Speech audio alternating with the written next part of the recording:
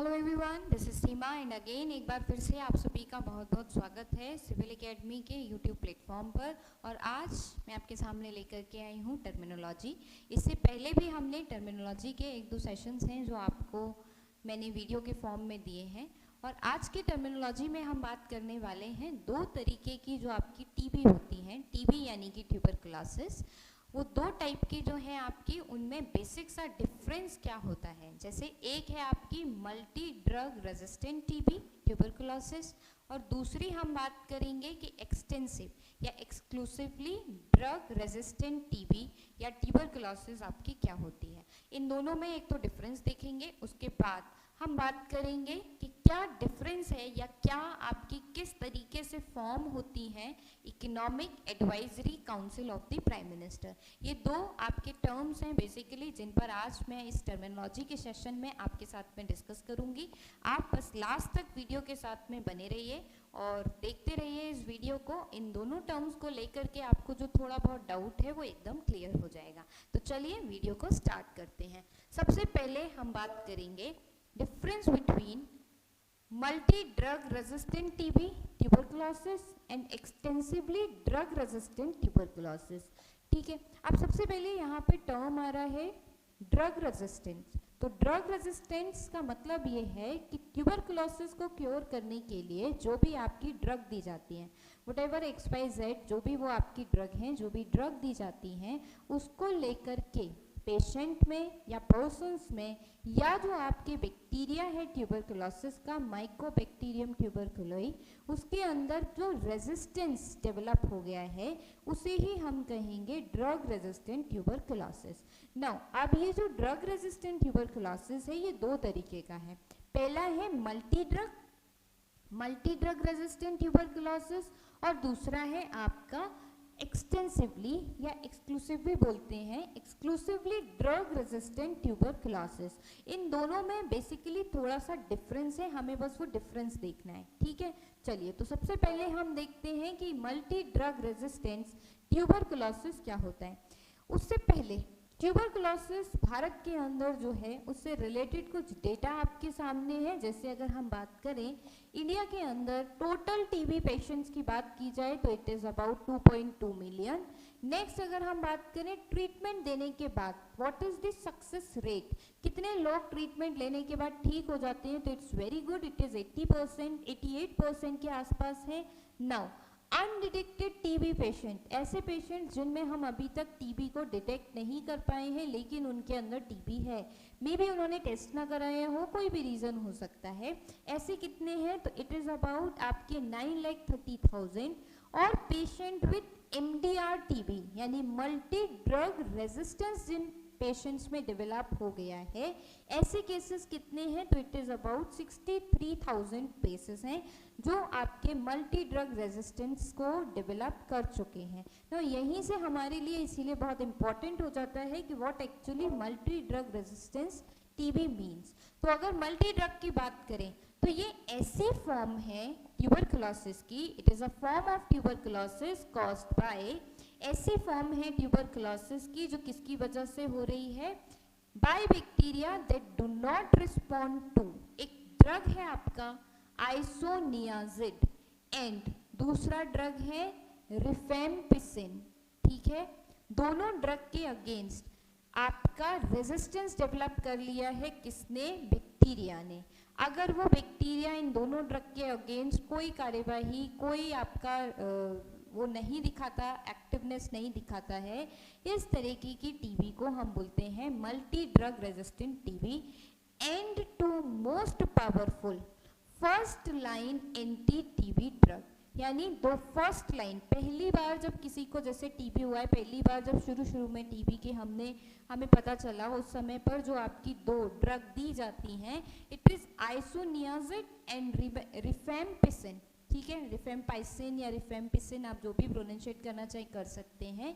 इन दोनों ड्रग के अगेंस्ट अगर बैक्टीरिया ने रेजिस्टेंस को डेवलप कर लिया है, यानी ये दोनों ड्रग आपकी टीबी में फ़ायदा नहीं कर रही हैं, तो हमें क्या पता चलेगा कि कैसी टीबी हो गई है पर्सन को, आपकी मल्टी ड्रग रेजिस्टेंस जो टीबी है वो हो गई है, ठीक है।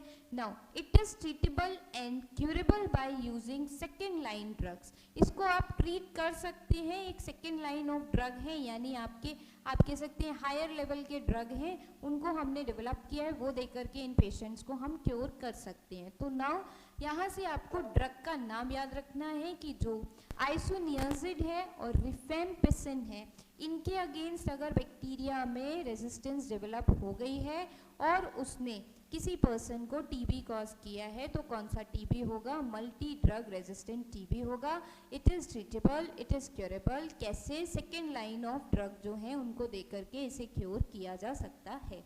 नाउ नेक्स्ट आते हैं एक्सटेंसिवली क्या होता है। ये ज़्यादा सीरियस है, ज़्यादा प्रॉब्लमेटिक है एमडीआर टीबी से। क्यों? किससे कॉज हो रही है? ऐसे बैक्टीरिया से that do not respond to the most effective second line anti TB drug, that is fluoroquinolones. यानी इन ड्रग्स के प्रति वो बैक्टीरिया कोई इफेक्टिवनेस, कोई एक्टिविटी नहीं शो करता ये ड्रग देने पर भी। जो भी पर्सन है उसकी टीबी सही अगर नहीं हो रही है, इसका मतलब उसे कौन सी टीबी है? तो it is extensively drug resistant TB. दूसरा सेकेंड लाइन ड्रग कौन सा है? जो कि इंजेक्टेबल ड्रग होता है, वो भी देने से अगर नहीं ठीक हो रही है, इसका मतलब उसे एक्सटेंसिवली ड्रग रेजिस्टेंट टीबी जो है वो हो गया है। तो ये बेसिक सा डिफरेंस है आपका यहाँ पर कि एक्सटेंसिवली ड्रग रेजिस्टेंट टीबी क्या है और आपकी मल्टी ड्रग रेजिस्टेंट जो टीबी है वो क्या है।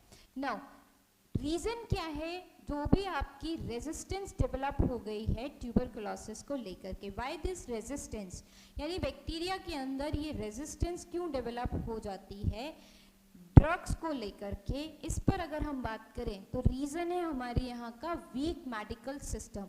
वीक मेडिकल सिस्टम होने की वजह से एक बार ड्रग देने के बाद में प्रॉपर उसको ड्रग अगर नहीं मिल पाती है, रेगुलर नहीं मिल पाती है ट्यूबरकुलोसिस के पेशेंट को, वीक मेडिकल सिस्टम होने की वजह से, जिस वजह से रेजिस्टेंस डेवलप हो जाता है। Now amplification of resistance pattern through incorrect treatment. अगर कोई ऐसा ट्रीटमेंट दे दिया, इनकरेक्ट ट्रीटमेंट दे दिया, ज़रूरत थी पहले फर्स्ट लाइन वाले की, डायरेक्ट दे दिया सेकेंड लाइन वाला, तो भी क्या होता है? रेजिस्टेंस डेवलप हो जाता है। Then transmission in communities and facilities. एक दूसरे से ट्रांसमिशन तो एक मेजर कॉज है ही। जैसे अगर किसी एक्स पर्सन को एमडीआर टीबी हुआ है, यानी मल्टी ड्रग रेजिस्टेंस टीबी हुआ है, अगर उसके कांटेक्ट में 4 पर्सन्स आएंगे तो उन्हें भी मल्टी ड्रग रेजिस्टेंस जो ट्यूबरकुलोसिस है वो हो जाएगी, ठीक, क्योंकि वही बैक्टीरिया क्या हो रहा है? स्प्रेड हो रहा है।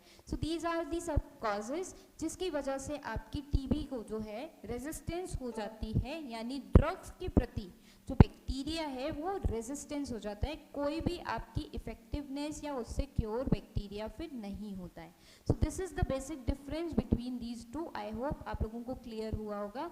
Now let us talk about the some symptoms of the tuberculosis like fever, fatigue, weight loss आपको देखने को मिलेगा अगर टीबी है तो।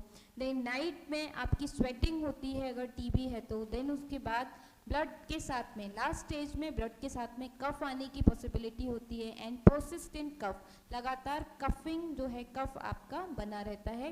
दीज आर सम सिम्टम्स जो आपके टीबी को रिलेटेड हैं, ट्यूबरकुलोसिस से रिलेटेड हैं। तो यहाँ पर टर्मिनोलॉजी में हमने बेसिकली आज मैंने आपको बताया कि what is tuberculosis, actually tuberculosis है क्या, कैसे multi drug resistant tuberculosis difference है एक्सटेंसिवली ड्रग रेजिस्टेंट ट्यूबरकुलोसिस से, व्हाट इज ड्रग रेजिस्टेंस का मतलब क्या है and what are the reasons कि वाई इंडिया के अंदर रेजिस्टेंस टीबी या फिर हमें पूरे ग्लोब में टीबी के प्रति रेजिस्टेंस देखने को मिलती है, या बैक्टीरिया, टीबी का जो बैक्टीरिया है उसके अंदर हमें रेजिस्टेंस देखने को मिलती है फॉर दी सेवरल ड्रग्स। कौन सी क्योरेबल है, कौन सी नॉन क्योरेबल है, ठीक है।